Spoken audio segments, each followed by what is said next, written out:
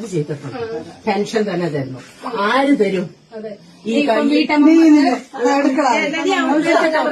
കൈയില്ല, കാലില്ല, കണ്ണില്ല, മൂക്കില്ല. എന്നെ സംബന്ധിച്ചൊക്കെ പറയണ ഒത്തിരി രോഗങ്ങൾ കടിമയാണ്. ആ രോഗങ്ങൾ കടിമയുള്ള ഞാൻ 10 പൈസ ആരുടെ സാധനം ഇല്ലാതെ ഓടിപ്പോയി എടുക്കുന്നത്, ഏറ്റിമിട്ടെടുക്കുന്നത് ഈ മനുഷ്യനുണ്ടാകും. ഏതൊരു ഭരണം കയറിയാലും കിട്ടത്തില്ല. അത് തറച്ച് ഞാൻ പറയുന്നു. പിണറായി വിജയന്റെ ചങ്കൂറ്റം പോലെ ഒരുത്തർക്കുമില്ല.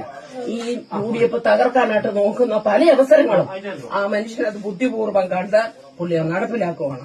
പുള്ളിയുടെ അടുത്ത് പോയി ലക്ഷണം വെച്ച് പഠിച്ച് പഠനം കണ്ടിട്ട് വേണം ഇവനൊക്കെ ഇറങ്ങിത്തിരിക്കാൻ.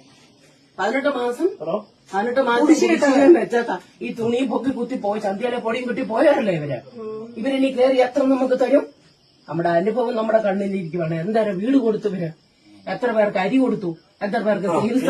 ഇന്നും വേണ്ട നമ്മുടെ ഈ പിള്ളേർ ഇന്നും പൊതിച്ചോറ് കൊടുത്തോണ്ടിരിക്കുക അല്ലേ? ഇല്ലേ? കൊടുത്തോണ്ടിരിക്കല്ലേ? ഇവന്മാര് മാറി നിന്ന് കുറ്റം പറയുമല്ലേ? ഇവരുണ്ട് നമ്മുടെ വയനാടെല്ലാം കാശ് ഇവന്മാര് കൊണ്ടുവന്നിട്ടുണ്ട്. അത് തന്നെയാണ് നമ്മുടെ MLA 2 പെണ്ണുങ്ങൾക്ക് ഗർഭം ഉണ്ടാക്കിയിട്ട് 5-6 മാസം അതിനെ ഫീസാക്കി എടുത്ത് കളഞ്ഞല്ലേ? നമ്മുടെ ഒന്നും ഓഫീസിൽ കയറിച്ചെല്ലാം പേടിക്കണ്ട. നമുക്ക് ഏത് സമയം കയറിച്ചെല്ലാം. വിവരമുള്ളവരെ ഞരമ്പ് രോഗിയൊന്നും നമുക്കില്ല. ഇവിടേക്ക് ഓഫീസിലെ ഞരമ്പ് രോഗികളെ ഇരിക്കുന്നത്. അവിടെ എന്നാ പറഞ്ഞാൽ LDF ആണ് കയറേണ്ടത്. അവരാണ് ഞാൻ കഴിഞ്ഞ 2 പ്രാവശ്യവും പ്രാർത്ഥിച്ചു. കൊന്തയെണ്ണി പ്രധാനിയിൽ 2 പ്രാവശ്യം ജയിച്ചു. ജയിക്കും എന്നുള്ളത് ഉറപ്പാണ്. ഞാൻ അതുപോലെ തീക്ഷ്ണമായും പ്രാർത്ഥിക്കുന്നുണ്ട്. കാരണം വെച്ചാൽ കർത്താവ് കൊണ്ട് തരുന്ന പോലെ അവർക്ക് 2000 രൂപ തരുന്നു. ആര് തരും? അത് പറ. ഇതുപോലെ അമ്മമാരുടെ പ്രാർത്ഥനയും നമ്മുടെ ചങ്കൂറ്റവും കൃത്യമായി കിട്ടിയിരിക്കും. ജയിച്ചു. ഞങ്ങളെല്ലാവരും